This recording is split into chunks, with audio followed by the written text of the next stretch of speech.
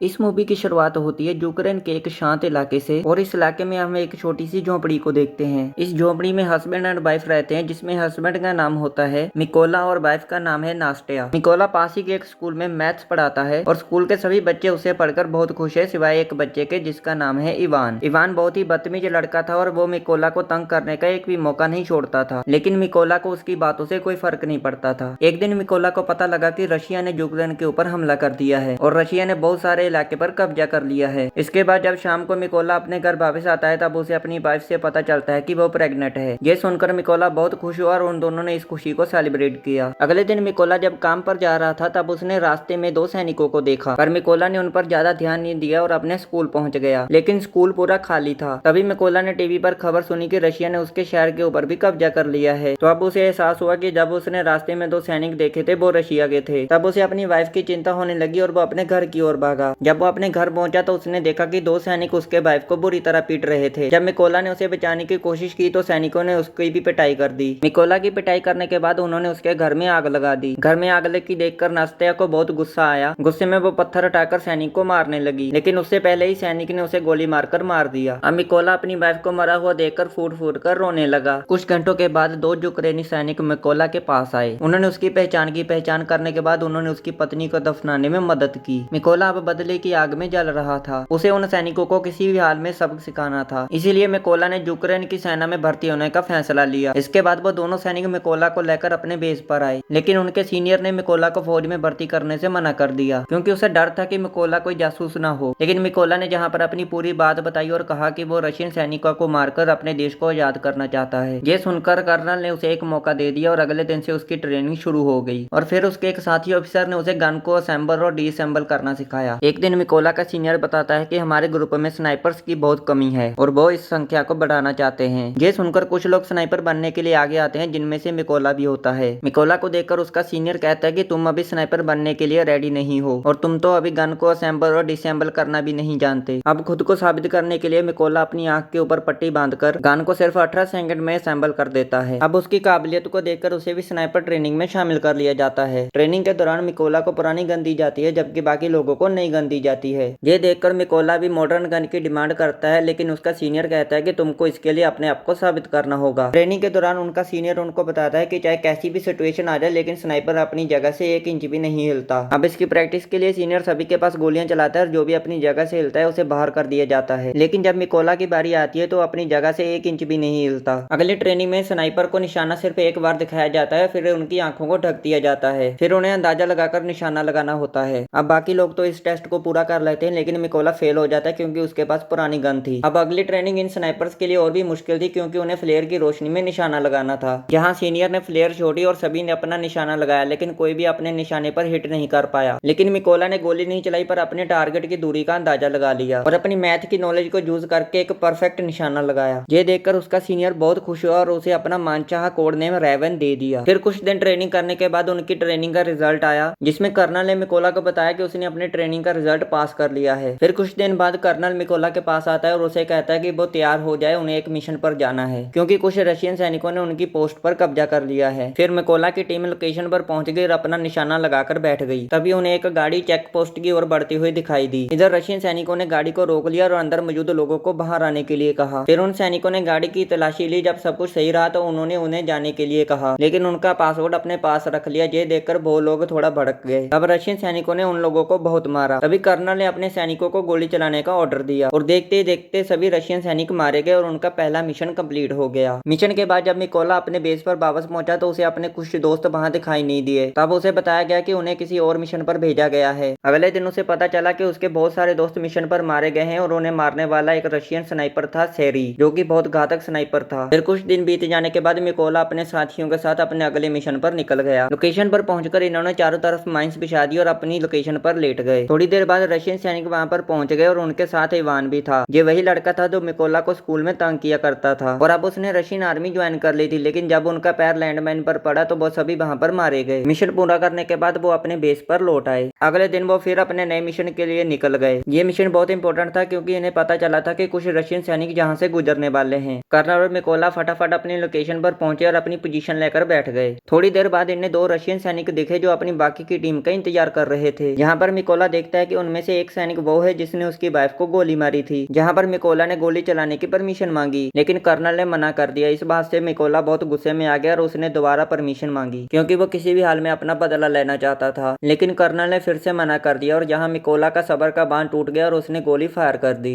गोली लगने से उस रशियन सैनिक की मौत हो गई, लेकिन रशियन सैनिकों को उनकी लोकेशन का भी पता चल गया। लेकिन अब जहाँ पे खतरे वाली बात ये थी कि रशिया का स्नाइपर सेरी था, वो भी अपनी पोजीशन लेकर वहीं पर बैठा था और उसे भी इनकी लोकेशन का पता चल गया था। कर्नल ये बात जानते थे और वो उसे ढूंढने लगे, लेकिन इससे पहले कि कर्नल उसकी लोकेशन का पता लगा पाता, सरी ने उसे एक हेडशॉट दे दिया और कर्नल की मौके पर ही मौत हो गई और रशियन सैनिकों ने भी मिकोला पर फायर करनी शुरू कर दी। अब हालात को बिगड़ता देखकर मिकोला ने पीछे हटने का फैसला लिया। जल्दी वो कर्नल की बॉडी लेकर दुश्मन के इलाके से बाहर आ गया और उसे लेकर अपने बेस पहुंचा। यहाँ पर मिकोला को कर्नल की मौत का बहुत अफसोस था और खुद को जिम्मेदार ठहरा रहा था। फिर उसने कसम खाई कि वो सरी को जान से मार देगा। जल्दी मिकोला को दो रशियन स्नाइपर्स की खबर मिली और अपने अगले मिशन के लिए निकल गया। जल्दी वो अपनी लोकेशन पर पहुंच गया और अपनी पोजीशन लेकर बैठ गया। थोड़ी देर बाद उसने एक रशियन स्नाइपर को अपना निशाना बनाया। इतने में एक गोली उसे भी लगी, लेकिन उसने हार नहीं मारी और जल्दी दूसरे स्नाइपर को ढूंढकर उसे भी मार गिराया। क्योंकि मिकोला बहुत घायल था, इसलिए वो एक सीक्रेट बेस पर चला गया और वहां पर थोड़ा आराम किया। इसी दौरान मिकोला को आर्मी के मेजर का फोन आता है और वो बताता है कि उन्होंने उस स्नाइपर का पता लगा दिया जिसने कर्नल को मारा था। इसके बाद मिकोला बेस पर पहुंचा, जहां मेजर सभी को स्नाइपर के बारे में बता रहे थे। जहां मेजर बताते हैं कि सरी बहुत खतरनाक स्नाइपर है और उसने यूक्रेन के 6 सबसे बेहतरीन स्नाइपर को मार डाला है। और ये भी बताया कि सरी एक ऐसा स्नाइपर है जो अपनी पोजीशन को चेंज नहीं करता और एक खास लोकेशन पर बैठकर अपने दुश्मनों का शिकार करता है। अब ये देखकर ये सभी लोग प्लान बनाते हैं कि ये लोग वहां पर 2-2 की टीम में जाएंगे, जहाँ पहली टीम आगे से अटैक करेगी और दूसरी टीम पीछे से अटैक करेगी। और इस भगदौड़ का फायदा उठाकर मिकोला बिल्डिंग के अंदर जाएगा और सरी को मार देगा। सभी प्लानिंग हो जाने के बाद ये सभी लोग उस लोकेशन पर पहुंच गए। लोकेशन पर पहुंचकर सभी स्नाइपर्स ने अपनी पोजीशन ले ली और अपना निशाना लगाकर बैठ गए। इधर मिकोला भी चुपके से बिल्डिंग में एंटर हुआ, जहां उसे 2 रशियन सैनिक दिखाई दिए। मिकोला ने बिना वक्त गवाए उन दोनों को मार डाला। इसके बाद मिकोला ने अपनी टीम को सिग्नल दिया और सिग्नल मिलते ही उन्होंने बाकी सैनिकों को मार डाला। इधर सरी ने ये नोटिस किया कि उसका कोई भी साथी उसे रिपोर्ट नहीं कर रहा है और उसे कुछ गड़बड़ लगी, इसीलिए वो बिल्डिंग की छत पर चला गया, जहाँ पहले से एक स्नाइपर मौजूद था। लेकिन जब वो उसके पास पहुंचा तो उसने देखा कि वो मर चुका है। अब सैरी को ये एहसास हुआ कि यूक्रेन के सैनिकों ने उसे चारों तरफ से घेर लिया है। अब सैरी ने बैकअप के लिए अपने बेस पर फोन किया, लेकिन उसे पता चला कि बैकअप को आने के लिए 10 मिनट और लगेंगे। ये सुनकर वो फटाफट अपनी पोजीशन पर आया और यूक्रेनी सैनिकों को ढूंढने लगा। लेकिन तभी उसे मिकोला का एक खिलौना देखा जो उसे उसी की पत्नी ने दिया था। इससे पहले सरी को सोच पाता, मिकोला ने उस पर हमला कर दिया और उसे चाकू मार मार कर उसकी जान ले ली। इस हाथापाई के चलते बिल्डिंग में मौजूद दूसरा स्नाइपर अलर्ट हो गया। इससे पहले वो कुछ समझ पाता, मिकोला ने उसकी ओर ग्रेनेड फेंक दिया और धमाके में वो आखिरी स्नाइपर भी खत्म हो गया। इधर सरी की बैकअप टीम भी बिल्डिंग में पहुंच गई थी, लेकिन वो इस बात से अनजान थे कि सरी अब मर चुका है। इसलिए उन्होंने सरी को कॉल किया और कॉल मिकोला ने उठाया और कहा कि वो अभी सब मरने वाले हैं। इतना कहकर उसने ट्रक के ड्राइवर को शूट कर दिया। गोली चलते ही रशियन सैनिकों में अफरा तफड़ी मच गई, जहाँ यूक्रेनी सैनिकों ने जोरदार गोलीबारी की और एक एक रशियन सैनिकों को चुन चुन कर मार दिया। इसके कुछ दिनों बाद मिकोला अपनी वाइफ की कब्र पर गया, क्योंकि उसने जो अपनी पत्नी से वादा किया था वो अब पूरा हो गया है। उसने उन सभी लोगों को मार दिया जिन्होंने उसकी वाइफ और उसके कर्नल को मारा था। और इसी के साथ ये शानदार मूवी खत्म हो जाती है। वीडियो अच्छा लगे तो वीडियो को लाइक और चैनल को सब्सक्राइब कर देना। मिलते हैं अगली वीडियो में।